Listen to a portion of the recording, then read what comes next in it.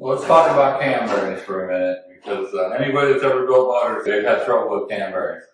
And so there's some things that'll help you, and it'll get you out of a real bind that I'm going to show you. This started out to be one of those kits that had an adjustable thing on the end. You pretty much can throw those things in the trash, but they have to be the exact right size and brand new to work right. So pretty much, you're going to have to make installers, and we make them out of aluminum. But if you have a roller cam bearing like this, you really need to make them anyway, because it needs to be thicker, have a bigger shelf on here to help push that in. If you use a little skinny one like this one on the roller bearing, it might break part of the race. It's not so good. But unfortunately, on a small Ford or something, you got to make 5 because there's all different sizes. But pretty much, if you're going to work on motors, you better get good lathe work anyway.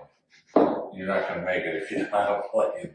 But the big thing that I wanted to show you was there's times when we knock a cam bearing in. Something will happen even though you did your best and it's got a tight spot.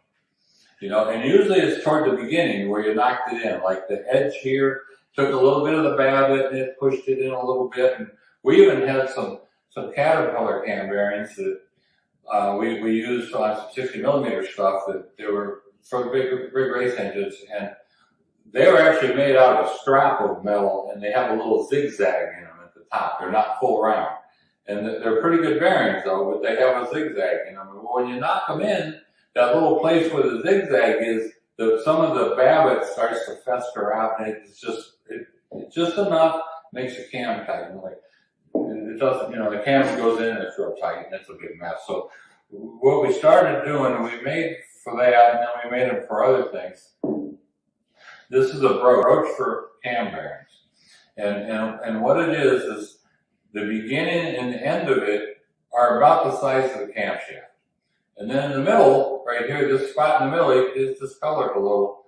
It's 3 thousandths bigger than the cam, and this is a steel one.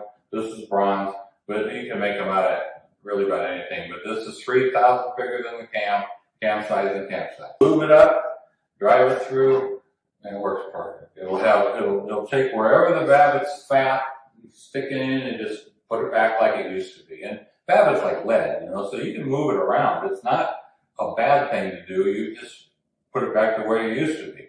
So it'll normally get you out of the bind. If you need a little more clearance, what we found is one cam station at a time, you warm it up a little.